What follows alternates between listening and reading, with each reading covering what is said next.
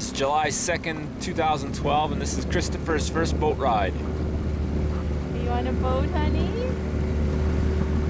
Hold on. So far, so good. Hold on to Grandma.